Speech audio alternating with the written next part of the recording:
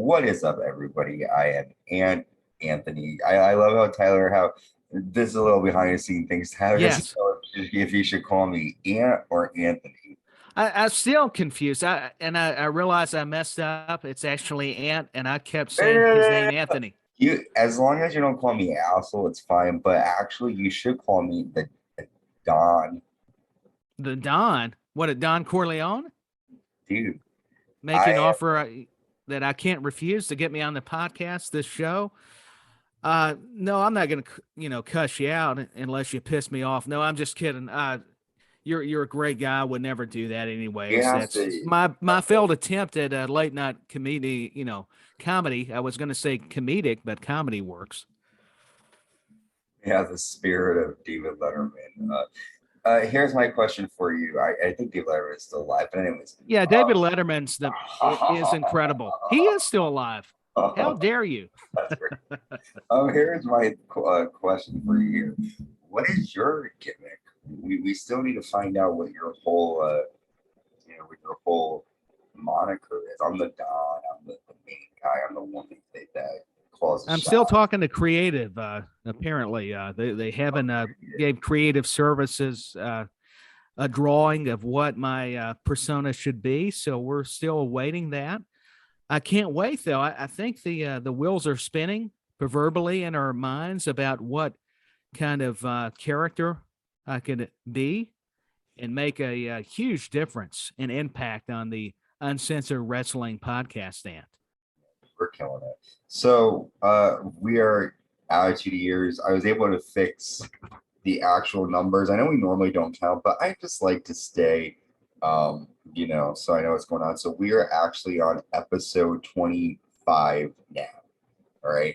And It's a big number. Big number, 25. We are covering Raw Is War from May 4th, 1998. They're live in Richmond, Virginia. May. Sunny days. What is it about Virginia? It's for lovers, and it's apparently for the WWF at the time. Virginia, Bahama. Yeah, that could work. The Beach Boys wanted to add that lyric, the state of Virginia, but I don't think with the Bahamas it made sense. Maybe Bermuda. Well, I don't know. Bermuda may have. I don't know. Where am I going with this? Help me out. Virginia, Baltimore, Baltimore, Philadelphia, New York. Who knows? Chicago, Canada. baby. Let's go to Mar-a-Lago. I think you're correct. I mean, you know the lyrics better than I do, and I love that song. I used to take memorize. you to the Long Island Sound. We'll get through Memphis and we'll go to Graceland. See, Memphis is you're talking. That's in Tennessee. That's getting a little bit closer. Nashville is where we're gonna. Yeah, Nashville. That's even closer. And you gotta go around the states. You never know what you're gonna get or expect on this show, and that's why we love it, and we hope you do too, as the listeners. Everybody just turned us off right now. Who cares? Don't turn us off. Don't censor us. They don't want how rude is that? If I can borrow from Michelle from Full House, how rude. How rude. I have a complete lyrical John Cena has nothing on me. All right, so yes, we are live in Richmond. You said you can't see me. He can't see me. I don't know I exist. And Mick Foley comes out for the Love Shack, but he's not dressed up as Dude Love. He's wearing the red plaid vest, the old Mick Foley that we all know and love. See, and I was disappointed. I thought we were going to get Dude Love, and it's just Mick Foley. I think what's the deal? I don't know, my man. I think he's going through some changes, and he says, does anyone know my name? He goes, I don't know who I am anymore. I'm unforgiven. I beat Stone Cold Steve Austin. I don't have the title, but I came close. And how do I get rewarded for my efforts? Last time I checked my resume, I was going head to head for the world title. Goldust was wearing a teddy. He goes, the WWF has informed me that I am to wrestle Terry Funk in a no-holds-barred match tonight. Vince McMahon is thinking, let us kill each other so I don't have to deal with that. I will be damned if you think I'll suck up to a lowlife like Vince McMahon. I'd like to have Vince McMahon out here because I, Cactus Jack, want some answers. If you're a man, Vince McMahon, come face the music. So now he's Cactus Jack. So Oh Vince yeah, he's McMahon, back to Cactus Jack. I'm so confused with Mick Foley, but honestly, and I love the creative process. Was it not so stellar during this era? I mean, I'm trying to be professional, so everybody don't think I'm trying to be a Letterman wannabe. I digress, though. And how dare he call out Vince McMahon? well, I think it makes for great television. I'm very Vince excited he McMahon did. is just needs to go somewhere at this point. I'm tired of him. So Foley calls him I'm out. sick He's of him. sick of fucking Vince. Foley says, "You will not make me dress like a horse's ass ever." Vince says, "You got guts to call me out here before you tonight." Vince says, "You didn't get the job done at Unforgiven. The next night, you bitch, cry, and moan like all these people would. They have to make excuses when they don't get that raise." He was harsh on poor Mick Foley, Dude Love, Cactus Jack, Mankind, whatever face of Foley here, which we He knew it got was Dude Love. extra Yeah, hard. McMahon was berating poor Foley in front of. He was trying to do it the best he could for his family. He was tired of the doodads, even though I thought they were hot. Come on, Mick. But I get it. He's got a moral obligation. He's a married man, and Vince McMahon being that corporate boss, that evil owner, just could not leave well enough alone. And what can I say about Vince McMahon and Mick Foley? What you haven't already beautifully said, my friend. I'm just trying to add some context to it. No, yeah, Can I get an definitely. amen? Or are we at church? Glory, hallelujah. I feel the spirit. The body of Okay, Christ. where was I? No, excuse me. We were talking about well, you were in church for a minute, but we were talking about you're talking about the context of how Dude Love is a married man and that he doesn't want to be with the Funkettes or the Dudettes. And Vince is He's like, trying to turn over a new leaf, and Vince McMahon's trying to convince him that he wants to see more of that fortitude, yeah. more of that attitude, pal. Well, here's what he says to him. He says, "This match tonight with Terry Funk is an opportunity for you. If you beat your friend, reach into his chest and pull out his heart." Vince McMahon is like really, he loves doing these dramatic, like evil That's what we maniacal. live for, though. They were classic. They were vintage Vince McMahon. Yeah, you have to have that grovel, that gravitas. Yeah, your heart, Mick Foley. And then it suddenly turned into Animal, Road Warrior Animal, in the same band. Or Luna Vachon. That was actually a great impersonation. Okay, Luna. Oh, that was my. What's next? Wow, that wasn't it?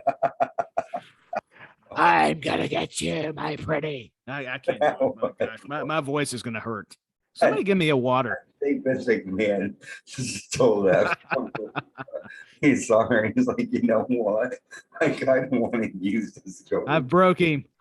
He's laughing. He can't even go on through his notes. So, anyways, so he does a dramatic, voice, and he says, pull out his heart, then you will make the sacrifice that's necessary to be the WWF champion. I have faith in you. You can do it. You threw Dude Love into my face, and how about I throw how is it for me to throw the truth in your face? Basically, he's like, you threw Dude Love in my face, I'm throwing the truth in your face. That's when Stone Cold Steve Austin comes out. He has a grappling hook, and he uses it down to tear. He uses it to tear down the dude. Yeah, he destroyed the Love Shack. I mean, I love Stone Cold, but that's an abomination, Steve. Come on, we all love the Love Shack, but how can you not enjoy the Texas Rattlesnake and Vince McMahon being who he is, his character, and that's just him with the volume turned up, like they say a lot. And I thought this was a great segment. I'm just going to interrupt and take over the show. Thank you for coming. Go right ahead. I think it's great observations as always. I'm kissing your tail so I can get back on here for the next one. And what I was going to say though is, hey, Steve Austin, McMahon, Foley, that's ingredients for a monumental show, is it not? Well, definitely Stone Cold is going to be looking at that main event. Anytime Mr. McMahon around, Stone Cold's going to be looking forward to that. But looking forward to this, we have the new nation, the WWF Intercontinental Champion, The Rock, and Owen Hart, taking on the team of Steve Blackman and Faarooq. We all remember Owen Hart turning his back on. How dare he? Ken Shamrock, yeah, just biting the ear off of him. And Yeah, if we wanted that, we would have hired Mike Tyson, which he was there. They he was should have there. just brought him out. Yeah, he would have, he maybe Owen Hart got lessons before after WrestleMania from this. I think he did. Instead of wrestling lessons and boxing lessons, he just got lessons on how to be a vampire. The Brood would come up later. There's a certain way to bite someone. So Commissioner Slaughter comes out and he kicks out the Nation of Domination from ringside. Here are some notes on the match. Faarooq hits The Rock with a Dominator, but Owen Hart breaks up the pin quick. Rock nails a DDT to Faarooq, and Owen nails a neck breaker. Owen is able to land a flying elbow drop, and then The Rock nails a people's elbow, which gets a 2. Steve Blackman hits a pump kick to Owen. However, Jeff Jarrett runs out and hangs Steve Blackman across the ropes, and Owen nails a spinning heel kick to get the 3 count for his team. That darn Jeff Jarrett. Yeah, I thought. What'd you think? I thought this was a solid match. It didn't last long, obviously. Yeah, Double J. How dare he come out, the greatest country singer of all time, Double J, that is. And didn't see Tennessee Lee yet. Well, go ahead. Tennessee. No. What's your issues? I want to hear them, man. My problem is your conviction. I think Steve Blackman kept getting the loss, not the loss, but he kept getting beat up every time he fought Jarrett, and to me, that's not realistic. I understand getting hit. I can see where you're coming at. Yeah, it's every time they fucking fight, Jeff Jarrett's in control, and it's I like Jeff Jarrett; he's a good wrestler, but realistically, Blackman is the Lethal Weapon, legit martial artist. So would we believe that Jeff Jarrett could actually keep beating him like this? And I still don't get. I know Steve Blackman attacked Jarrett, but I still don't understand where that even came from. Why are they fighting? I know they've just been going at it, but what was the initial reason for this issue? I still don't understand. He didn't appreciate Jarrett singing. That's the real honest part about it. Yeah, Blackman was talking a lot of crap about the song that Jarrett did, and Jarrett took it to heart. He should fight every fan in the arena then that night because everyone was booing him. So just kidding. I don't worry about what the people back then thought, and I was so young. I probably wouldn't been able to give you a good perspective then. I would have been impressed if I would have. Well, speaking of depressing, we got to look at Gerald Briscoe and his. Oh, come on, Gerald Briscoe's a great guy. He's a legend. How dare you say Thanks, that? Mr. McMahon. I'm disappointed. Yeah, but don't make fun of us Southerners. I mean, okay, Vince Russo. Okay. Let me tell you something. You didn't even let me get my thoughts in on the match before you skip ahead. No, I'm just teasing. Gerald Briscoe is a treasure. I can't believe you're going to disparage the good name of Gerald Briscoe and Jack Briscoe, his brother, NWA Tag Team Champions. What's the matter with you today? Gerald Briscoe would fuck me up, man. So I better take he would. Let me tell you something. He's like, I'm going to hook you like he told Chris Candido, and I love Chris Candido. But when Gerald Briscoe says you're going to be hooked, pal, you're going to be hooked. Hooked on phonics. And that's literal. And we're not. We said it kind of jokingly, but that's truth. There's your pipe bomb there, CM Punk. Dude, Vince McMahon was giving his own earlier. He hooked him on phonics. Well, that's very commendable because a lot of people need those services.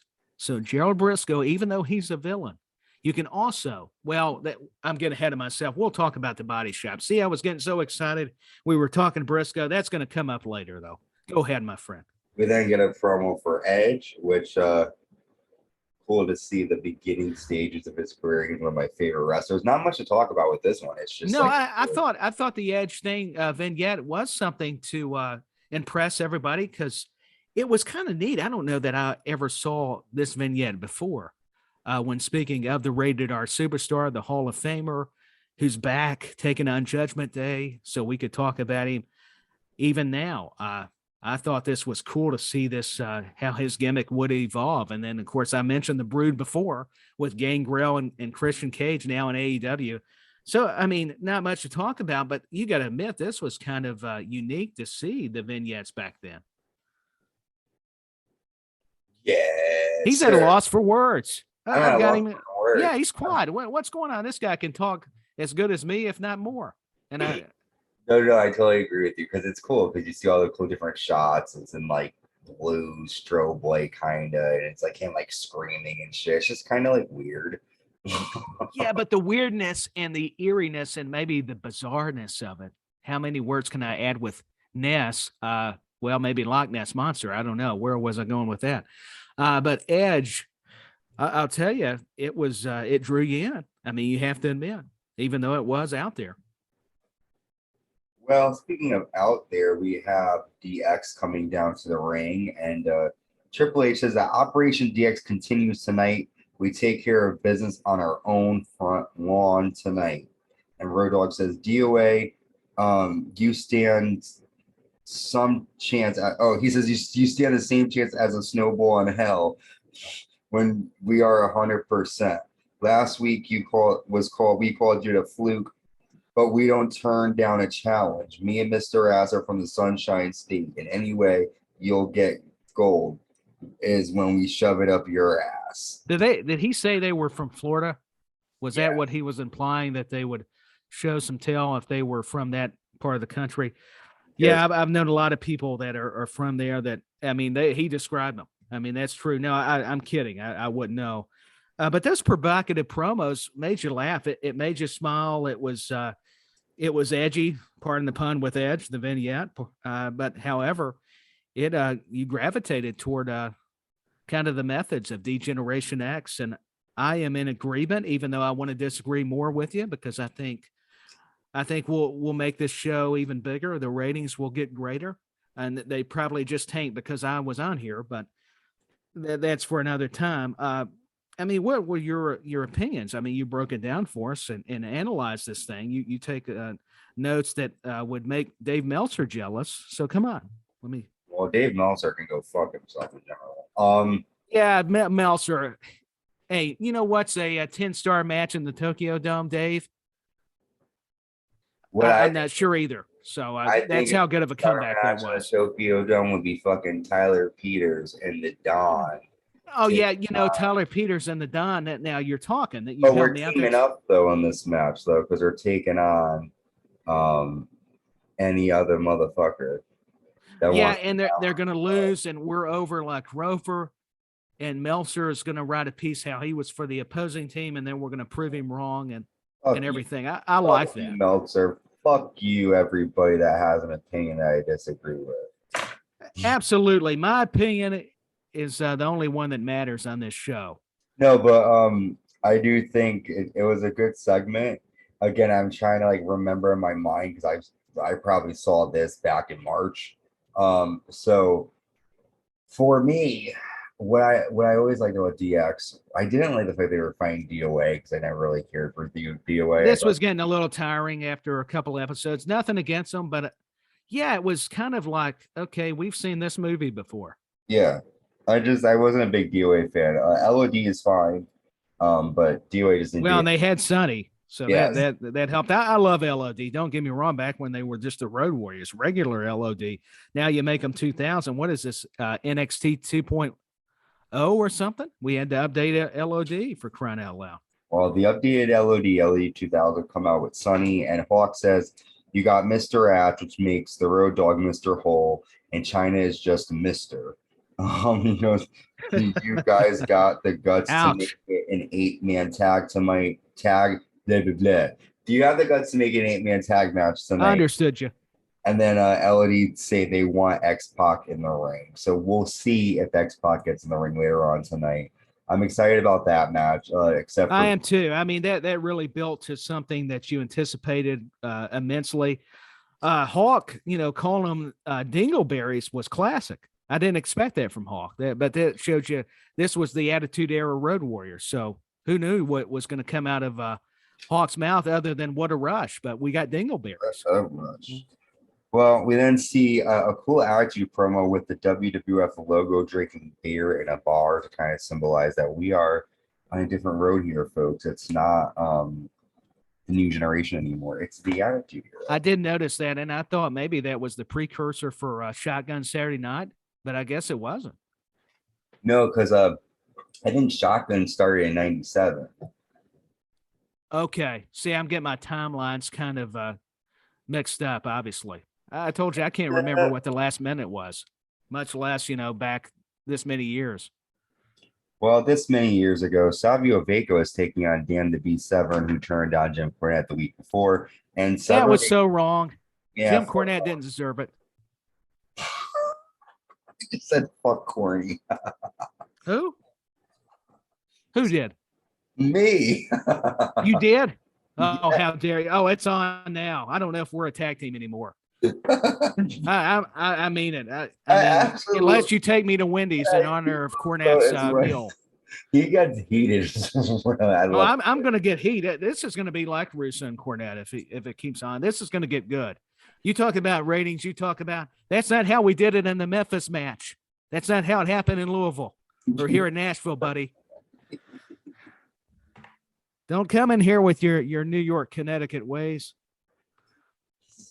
It's like we're in the Civil War here with Jim Cornette. Man. No, we are. We're going to recreate one. How dare you disparage the good God name of Jim Cornette? And I didn't mean to take God's name in vain, but you got me animated here.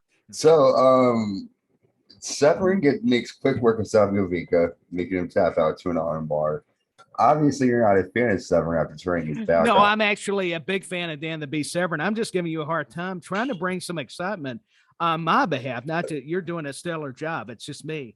I'm trying to show some personality here. No, Cornette did ride by the angle. I mean, you saw managers get beat up. This just to me indicated that Severn had to go at it alone. I mean, he was the NWA champion, but it was time to move on and get him programmed with somebody else and get him away from Jim Cornette, as much as I hate to admit it.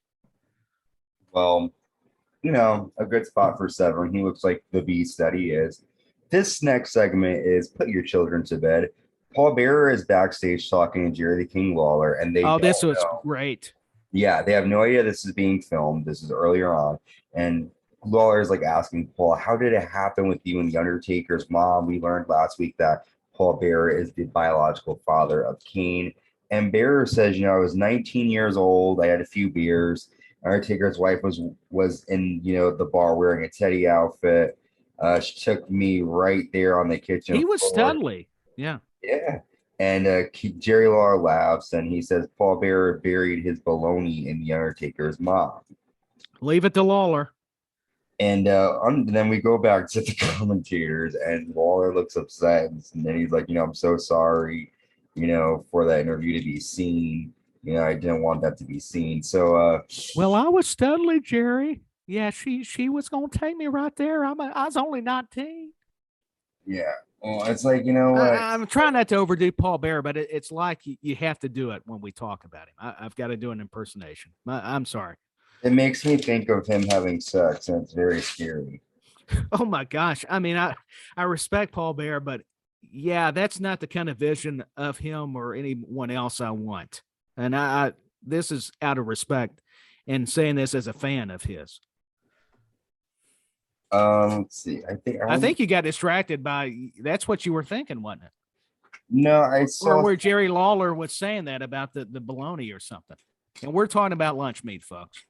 You guys, this is these poor people listening at home are going to be petrified hearing Tyler talk about baloney and Paul Bearer and any of this. No, I mean, it's part of Raw and it's Attitude Era. I mean, I'm not saying anything that's not been discussed. I mean, is this breaking news or headline segments? I don't know.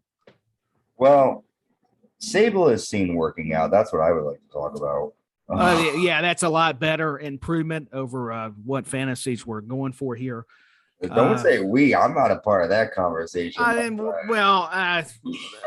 say I mean, I'm happy to say I was all about that video. It made me want to be a weight. I'll tell you. I just. Oh my god. Boy, I'm saying too much already. I have to laugh and make fun of myself. I'm getting buried here. I mean, and he's not helping me out. He's just wanting me to, get the shovel and keep going because keep it on. Yeah, it's Sable. Oh my gosh, the outfits, and I'm saying this out of the utmost admiration to a bombshell like herself. We needed more vignettes that replicated what we just witnessed. I'm going to need a few minutes. You want to take it over from here, or because your co-host? Wait a minute. We said workout video. Are we still on that? Speaking of the workout video, though, I really did like. I would just really want to go back quick to the Attitude vignette. It was a very cool one. Looking back at it again. But anyways, No, it so was no, and I was being funny, but there was a lot of seriousness in the tone of my voice while trying to make everybody laugh or maybe make them turn me off. I don't know. But that was kind of revolutionary to see her kind of getting ready for a match with Marvelous Mark Mero. Just to call him Marvelous, I always knew him as Johnny B. Bad back in yes, WCW. So sir. it was definitely he needed a new gimmick, and it. I don't know that Marvelous was kind of ringing off the or the lips or however you want to say it. Boy, I really got that wrong, but that's part of it being uncensored. But I think you made a nice point that this was a very what's the word I'm looking for? Not just provocative, which it was, but it definitely motivating. And this I kind of liken this to the Rocky montage videos. It really inspired me, to say the least. Yeah, she was very attractive. Yeah, she So was hot. I uh, was melting like a candle, but that's a little too much info. good lordy, Miss Gamali, or I need to go home. I don't even know what the fuck I'm trying to say. No, Good good. golly, Miss Molly. Yeah, good So golly, Miss Molly. And I'm normally the one that don't get the lyrics correct, and now he's messing up when yes, I needed him. That's uh, a tag team part. Let me make the tag to the opposite corner. Mark Mero comes out to fight Jeff Jarrett, but before the match can start, Steve Blackman attacks Jeff Jarrett from behind and gets retribution from earlier. Yeah, goodbye, Jarrett. That's what you Yeah, get. he Blackman got his revenge. He's tired of Double J. He's tired of Tennessee Lee, and how dare he just manhandle Jeff Jarrett? Poor Double J. And one thing about Savio Vega, I want to go back to is all I'm going to add is how underrated of a talent was he? When speaking of Savio Vega, Um, I have to go back and watch his stuff. yeah, you need to because I have to do the same to further appreciate just how important all these wrestlers were that were kind of Because I used don't in want to whether make, main I events or don't mid cards. like if I was gonna say now, I'd say he really didn't do it for me, but that's because like I've seen his stuff from like 97 pay-per-views and shit like that. But Goldust did though, didn't he? I mean, you like you made that transition, buddy. I couldn't help it. what happened? Nothing. You just didn't do it for me. I said Goldust did. Oh no, Goldust did a lot for Terry Runnels later on in the No, year. I appreciate it, but the banter is what's keeping everyone guessing. Because you didn't help me when I was burying myself, so I thought, well, I'm going to take my shot. Let's make it controversial. It creates cash. Just ask Eric Bischoff. Let's see. All right, so we then get our PlayStation. We're gonna land the plane. We get our PlayStation Tekken 3 Slam of the Week. DOA get their win last week in their match. Finally, they win. They finally win, which then leads up to our 8-person tag match. DOA and LOD 2000 with Sunny taking on D-Generation X, and X-Pac is. I don't think it's X-Pac in the ring. It's going to be Chyna that gets Yeah, Chyna takes his place. in this match. And here are some quick notes. Animal nails a power slam to Road Dogg. Billy Gunn nails a fan asserted skull. Chyna then nails a Hurricane Rana to skull and gets a 2 count. How Chyna then, impressive. yeah, that was cool. She then kicks Hawk, but Hawk drops Chyna off the top rope to the outside. But then Chyna is able to nail a low blow. And then LOD and DOA start to fight each other outside. And then we come back and they're fighting backstage. And then Skull bounces a board off of Hawk's head. So this match ended up being the beginning of the rivalry with LOD 2000 and DOA. I didn't understand. I Um, think it was just there for, just to have the chaos, the train wreck. yeah, To me, I mean, what were your impressions? I just didn't really care so much for DOA again. So anytime they like were involved in doing something, I was just thought that it was I always just thought that it was sort of not important. But that was just me. I have a Yeah, I felt they were misplaced. I mean, they had talent. They just could not get over to that audience and including myself as much as I hate to admit it.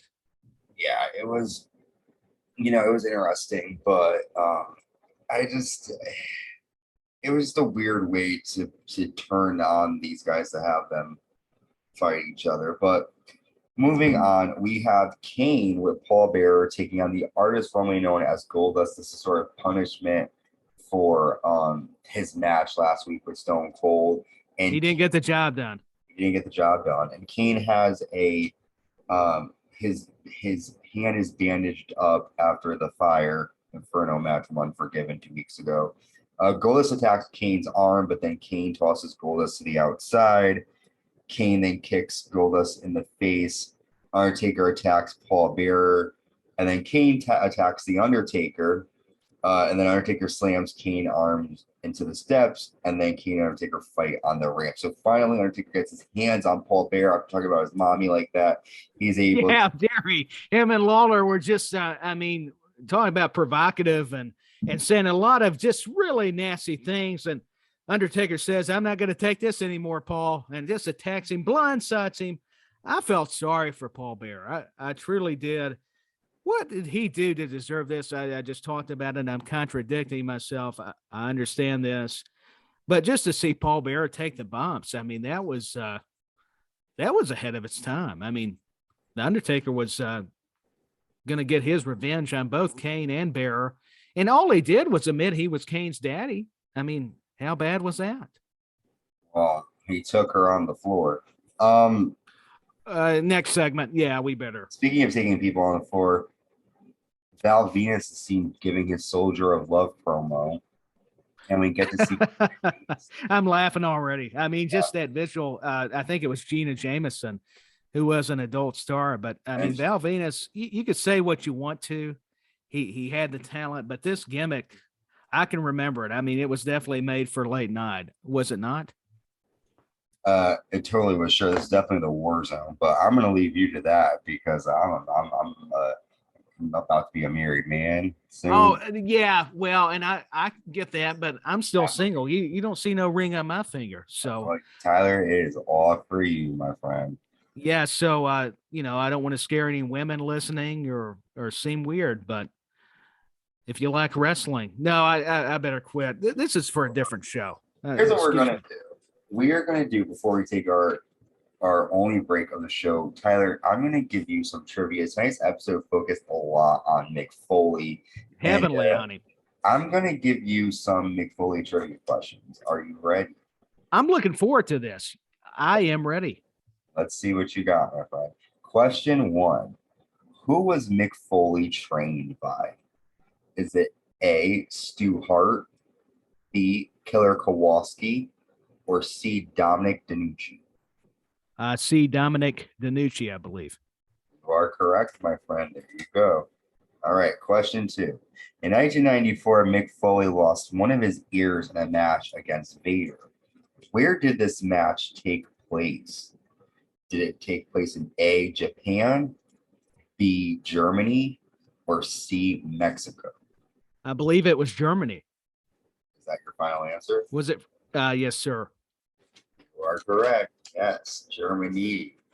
God, a lot of blood over in Germany. Yeah, a lot of violence over in Germany. Fucking Jim Ross likes to say DNA. Yeah. Oh, he left it for sure. If an ear don't qualify, then we need to redo the whole scientific process. Question 3. Mick Foley debuted on Raw after which pay-per-view? Was it A, WrestleMania 12, B, Survivor Series 1996, or C, King of the Ring 1996? Ooh, this is going to be the one that's the hard question. I'm going to go with WrestleMania, and I don't feel confident with that answer, but I'm just guessing. That's your final? Yes. You are correct. You should be confident. I need to be. But being very open and honest, I did not know when he debuted what big pay-per-view event. So that's what I was, speaking to, that I didn't realize. Hey, I'm glad. Everybody gets lucky every now and then. Which persona of Mick Foley helped win the tag team titles with Stone Cold Steve Austin? Was it A, Mankind, B, Cactus Jack, or C, Dude Love? I want to say it was Mankind. Is that your final answer? If it's got to be, it's got to be. Dude Love. Remember I was thinking of Dude Love, but I kept picturing in my head Mankind for some reason. Cat Daddy, Dude Love. They won it in the summer of '97. And it makes sense. It was the summer of love. But right. This time it was 97. Yeah. That's right. Question 5. Mick Foley started a rivalry with the Nature Boy Ric Flair in 2007 at Vengeance. What was the match type that they had at the pay-per-view? Was it A, a steel cage match, B, an I Quit match, or C, a 2 out of 3 falls match? I can remember this happening, but I'm going to go, was it an I Quit match? A I Quit match, that's your final answer? I'm going to plead that it will be the final response. All right, well, sir, it is a 2 out of 3 falls match. They did have an I Quit match, but that match took place at SummerSlam. Well, can't win them all and can't get them all correct either. We have one more question, sir. All right, question 6.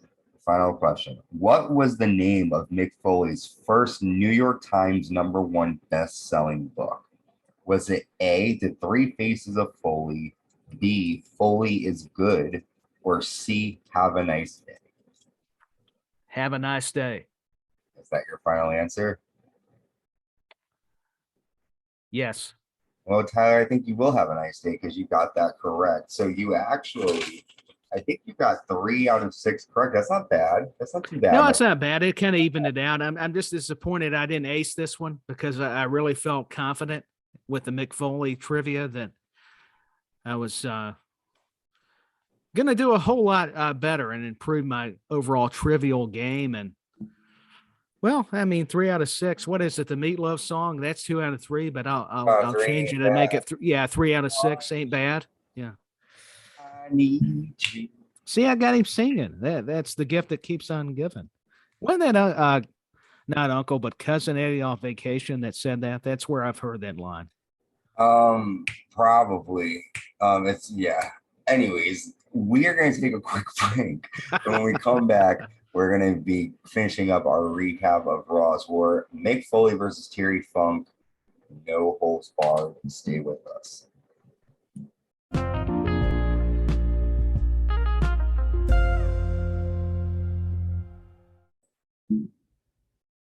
Welcome back to the Uncensored Pro Wrestling Podcast. I'm joined by my good friend Tyler. And just really quick before we go, I wanted to let you know where you can find us. You can check out the Uncensored Pro Wrestling Podcast wherever podcasts are streaming. That includes places like Spotify, Anchor, Apple Podcasts, Amazon Music, iHeartRadio, Castbox. Literally wherever podcasts are streaming, that's where you can find us. Also check us out on YouTube. Type in the Uncensored Pro Wrestling Podcast. Give us a like, subscribe, and hit the notification bell to stay notified when new content is created. Tyler, do you mind if I quickly read? It seems like we have comments from our last video. I don't mind at all. I enjoyed hearing the feedback for the show. So, hey, go for it. And out of respect that you're the host regardless. So my opinions only matters. Does it even matter? Oh, look at him. He's very, he's a real wild child. I am. I'm very wild, very rebellious. That's why I love the James Dean movies. So we have Mosi saying, "Dude, Love is my idol." Sounds like a good person. Hey, Dude Love, you idolize him. I think we all do. Where's the dudettes at? And we have another. This is a Boom Goo, DX Army. So now we've found the other members to that DX Army. Nice to finally, make the acquaintances. Yeah, so people were happy about that. And yeah, people are just really into. People are into Sable, and they're saying this Well, is I can't blame them there. And Sonny, especially in during this era. yes. We also have really Did quick. I say too much? No, you said everything fine. Sable in this era is perfect. We have a new series out called No Holds Barred, where Carlos Caribbean Cool, he gives his takes on rumors, and I give trivia questions. We recap what the latest highlights from Raw and SmackDown were, and we will be covering our draft. The first episode is the first time we ever did draft. We each picked 15 wrestlers, and that's our rosters. I think my roster is better. Can I tell you, Tyler? I'm just gonna let you know a little quick. Yeah, go ahead and inform me. And I thought your co-host was Carlito, Caribbean Cool. No, I get it, Carlos, of course. Yes, sir. Let me get this out here because I gotta tell you my picks. I'll tell you my picks, and I think my Please let me know who you picks. So picked. here is on my roster, and this is for people. You can listen to this on the archives. Here are just some people, okay? My number one draft pick. Well, Carlos was able to go first, right? Because we did a whole coin toss, and his first round draft pick was Roman Reigns. My That's a first good round choice. draft pick was Seth Rollins. That's another good choice. Then he went with Bobby Lashley, which was, hard to lose, but I went with Edge. Yeah, can't argue with a lot of what you guys were picking so far. Good selections since we're doing it draft style. He's got Liv Morgan, and I went with Becky Lynch. So pretty much, I'll tell you just my roster. Tell me what you think. Okay, I got Seth Rollins, Edge, Becky Lynch, Theory, Cody Rhodes, Mandy Rose, Drew McIntyre, Gunther, Bailey, Kevin Owens, Riddle, Johnny Gargano, Charlotte Flair, Io Sky, and Ciampa. Those are my 15 people. I think you've won just on picking Mandy Rose alone. Right? Here's Carlos's picks, okay? Oh, boy.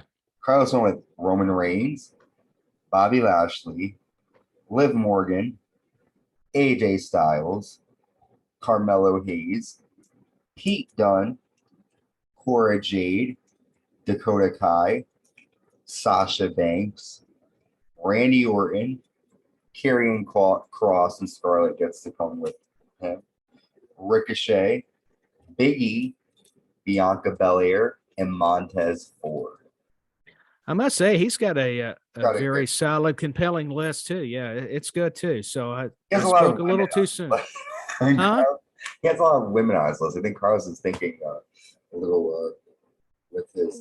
Well, I mean, to each their own. I wasn't going to say that, but since you went ahead, I mean. But yeah, definitely check out our first episode. It's called The Draft. It's in the archives. Check it out. And Tyler, yeah, check it out, folks. Come on, it's the new rave and sensation. The new rave. No holds barred, bitches. Yeah. And Tyler, you said it, not me. People know quickly where they can find you if they're not listening to you on this podcast. It's a shame if you're not listening to me, but I'll go ahead and let you know. Yeah, you can find me on the Rewind Wrestling Radio podcast as we are going to be recording an episode since it's a Thursday later tonight, but that won't drop till next week. We've always got some exciting content.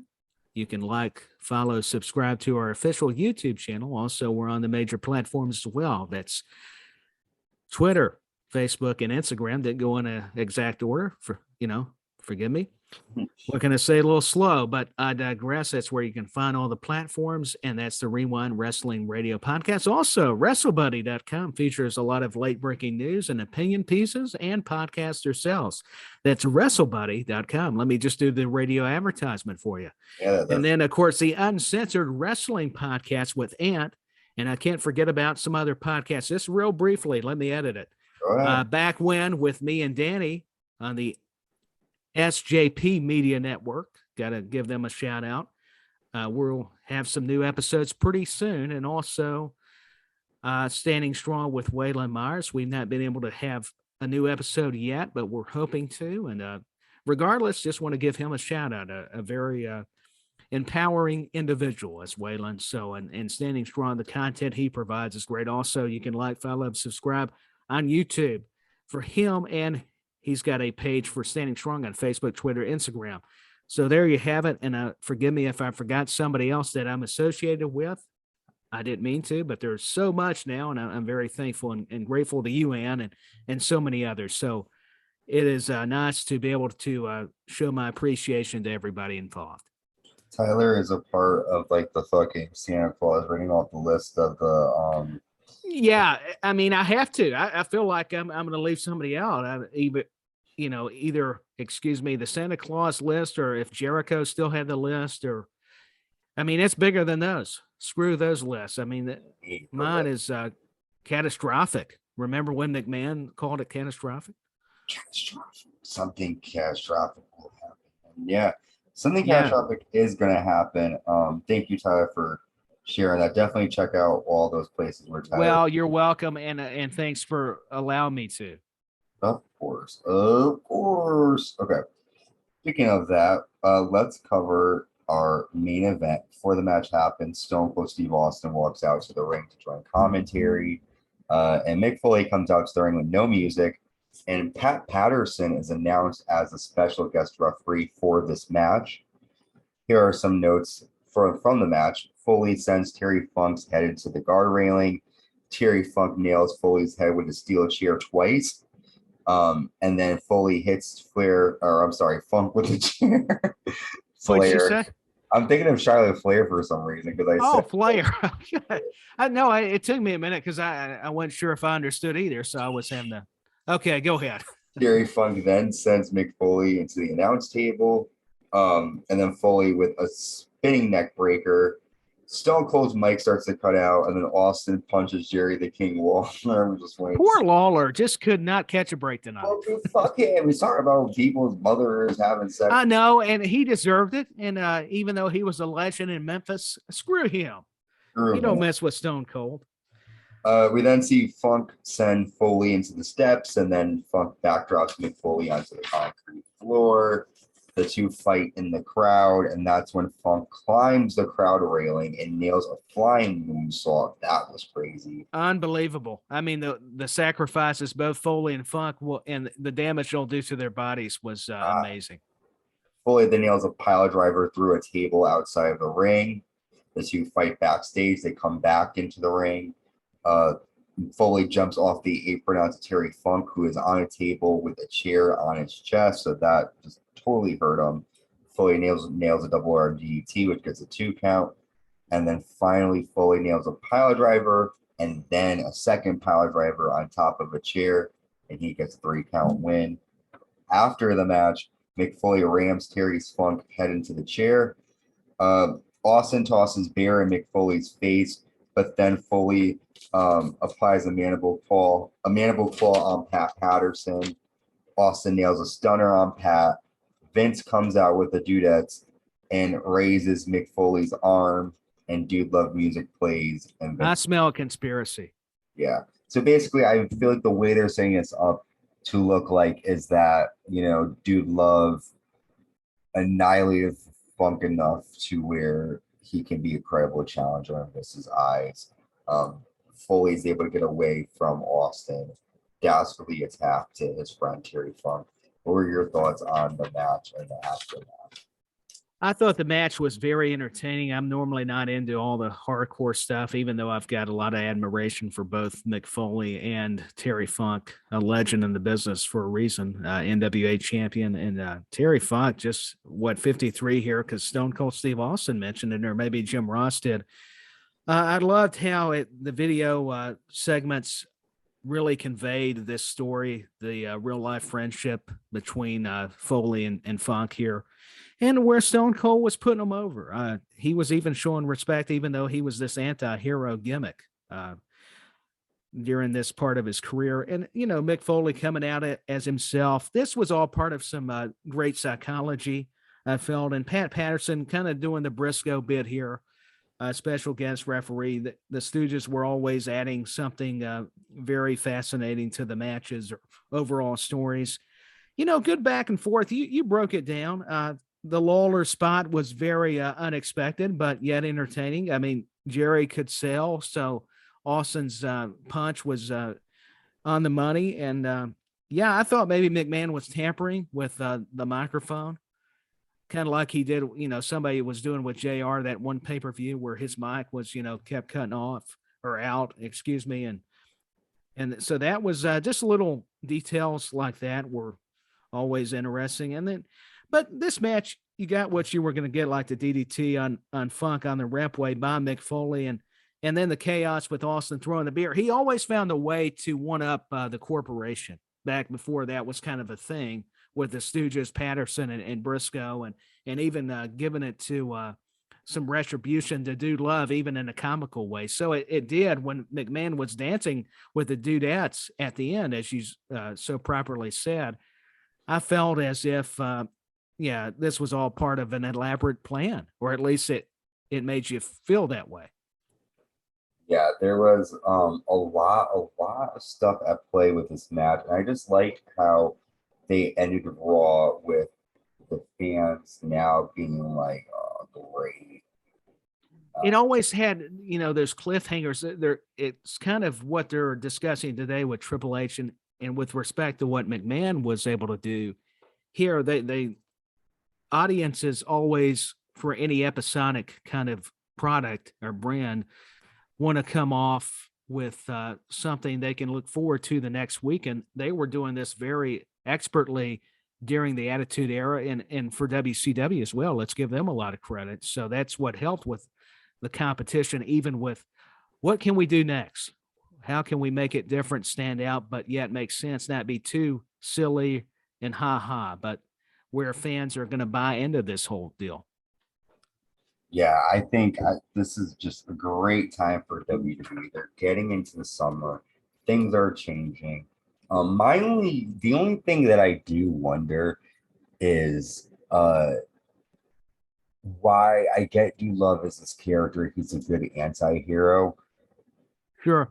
If Vince wanted Mick Foley to sort of like be ruthless and crazy, and why didn't he just have him come back as Cactus Jack? Because that was the face that was more. I think it's just to keep us guessing, like we were both discussing, having a conversation about it. It's just to make you think that you're going to see a certain presentation of a character or gimmick per se, and they pull the wool right over your eyes and then give you something completely different. I mean, I hope that makes sense. To me, that's kind of where I'm coming at it from that perspective. Well, I appreciate your perspective, my friend. Well, that means a lot. I mean, it really tugs on the heartsleeves, Ant. Oh, thank that you value. Now we're going to have to sing a Backstreet Boys song. Not really. Don't worry, for the listeners. I mean, I could. I don't know how. I believe you could. I think you could definitely. What's a famous? I'll never break your heart. There you go. See. Yeah, we're a tag team. I mean, we're speaking of psychology. Our minds were aligning. Yeah. Living without you. Okay, so we have a couple of more weeks until Over the Edge. We actually have 3 more weeks. Our next Attitude Years. Yeah, there's a little bit of time because we're just now into early May, so that's coming up a little bit later that month. But yes, our next Attitude Years episode will be episode 26 on Raw Is War, May 11th, 1998. They're going to be live in Baltimore, Maryland. Then after that, they're going to be live in Nashville, Chattanooga. I'm thrilled. Yeah. And then they're going to end in Milwaukee for Over the Edge. So we're going to get some Tennessee and some Maryland in a couple of weeks. Well, I'm glad we're getting some Tennessee. That is really neat, because when I heard them, JR and the broadcasters speak of this, I was getting kind of giddy. I was like, I forget they did come through like Nashville and Memphis and Chattanooga even back then, because I would attend shows, but I can't recall if I ever got a chance to recall much of the shows during this era. Chattanooga, do. Well, yeah. Hey, you could add that to a new Kokomo version of the Beach Boys. It's called Chattanooga. Chattahoochee. Of course, that may be down in Georgia. Now it's Alan Jackson. he could have done a collaboration with him. That could have worked. Well, our next episode, I'm hoping will be dropping either Sunday or Monday, one of those days. And that will be, again, episode 26, May 11th, 1998, Raw Is War, the fallout from this week. Will Vince McMahon and Dude Love still be dancing after this week? We'll find out. Well, I want you all to stay safe. Have a good rest. Have a good weekend. Yeah, be careful, everyone. And yeah, that's all we have to say. And we'll see you next week. Bye, y'all. See you next time. Peace. Bye.